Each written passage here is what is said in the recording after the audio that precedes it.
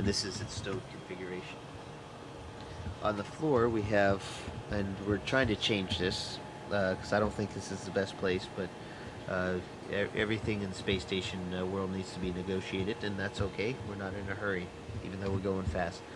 These are our this is our pond or our wall of water that's down here. We have different kinds of water, and these are called contingency water containers, CWCs. And you can see different kinds. There's water that you can drink, and water that you can use for other things like flush water or generating oxygen. Now here's the airlock. As we go, the Quest airlock. I'll turn on some lights as we get in there, and usually we don't go in here every day. We do try to keep it fairly clean, and I'm in the middle of doing an inventory for the 15A crew as they come up here. The airlock is one of the few USOS, American style modules that doesn't have a single light switch. You have to turn on every light as you need. But from here, many EVAs, extravehicular activity spacewalks, have been conducted. There's in the back of this room, this crew lock is a hatch that goes outside into space. So you can see that hatch right there. In the meantime, we're kind of storing EVA related things here. You can see this is a safer, which is a kind of a jet backpack that we wear on the outside of our spacesuits in case we get separated from the spaceship. We can fly our way back in. Safer's pretty neat. The Russian spacesuits, which are many good things about them, but they don't have a safer. So this is all of our stuff as we're getting ready for STS-119. You can see already starting a tool bag. Usually, again, everything's spread out more than it usually is, but we're putting together mini workstations for Swanee and Ricky and Joe as they get ready to go outside. So that's what the airlock looks like at the moment. Now, Node 1, originally brought up in on STS-88, Node 1 is getting kind of crowded, and but there's also a lot of good places for storage. Here's our toolbox, one of my favorite places to go every day, and I have to go every day to the toolbox. We have a zero-G storage rack. The kind of things we have in here are computer parts usually. We have some lithium hydroxide canisters that the shuttle on here in case we have a shuttle contingency. We throw away all of our empty food containers in here. And as we float up on the ceiling, we have a lot of places where we keep our office kind of things, paper, pens, things like that, as well as tools and scope meters and things like that. I remember being at Capcom on STS-96 when I first saw these signs. That's pretty amazing.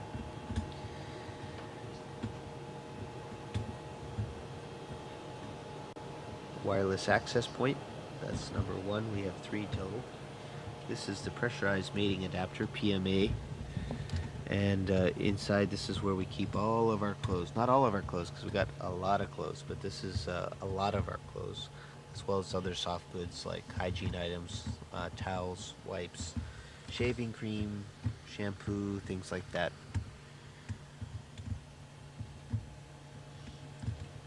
And now we're going to fly when we're going to run out of light. So I'm going to turn off the camera for a second and put on a light. Okay, back with you. I have a headlight on. Well, not on my head, it's actually on the camera. And we're floating into the Russian side of things. First and foremost, we are now in the pressurized adapter part of the functional cargo block. We call it the GA, and it's also a docking port down below. As you carefully look down below, you can see the hatches, and inside that what you can see in front of us is the docking mechanism for the Soyuz. The Soyuz is our launch vehicle. Yuri and I and Richard Garriott launched here. It's also our landing vehicle. Yuri and I are going to be landing in the Soyuz, along with Charles Simeoni. Right now, it's our lifeboat in case anything goes wrong. So we have our lifeboat kind of things in here. Our spacesuits are ready. We still have a little bit of unpacking to do, but you can see things are really crowded in the FGB that we thought it's best to leave it in the Soyuz since we still have about 2 months before we go home. 2.5 months actually. So this is the living compartment, the BO, and it's a bit cramped in here. And we'll stop in the BO on our way up, and we'll just keep diving down in here, and we'll get into our landing module called the ESA, and this is the place where we sit for launch and landing.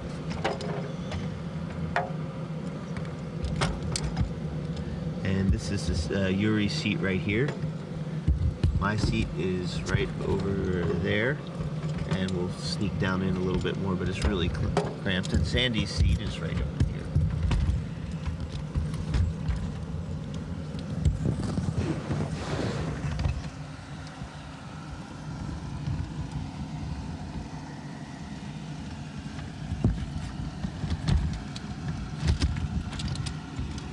Okay, this is inside the ESA,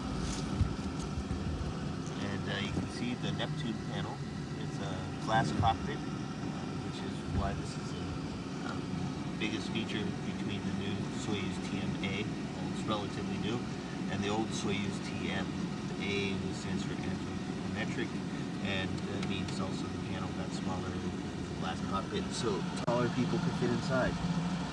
There's a window, that's my seat over there, our flight data file, our checklist ready for us, and you can hear a fan running because we're always keeping ventilation to it. So we're going to come on up. It's very compact, and not a lot of room.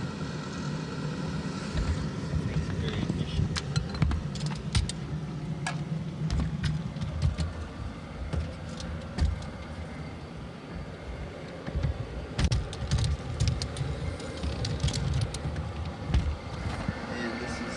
Habitation module, and we stay for a couple of days while we after launch and before we dock to the space station. And this is one of our main containers where we have our food and everything like that. Little control panel, vacuum gauge, things like that. So this is where we stayed for a couple of days, 2 days after launch. We docked, got inside the huge, very big international space station. Okay, there's the front of the spacecraft. We have a lot of stowage here in the GAA. Now Yuri's been busy unloading the Progress. We just finished an EVA, so things here in the functional cargo block are very functional right now and very cargo-y. So you can see things are just really, really full here in the FGB. And again, you'll have to pardon us while we get our things together as we rebuild the space station from the inside. Expedition 18, that's our job, is to get ready for a 6-person crew. You can see there's a lot of containers. These metal containers hold water or urine, and that's what right now a lot of these are waiting for a ride back in the Progress. As we leave the FGB here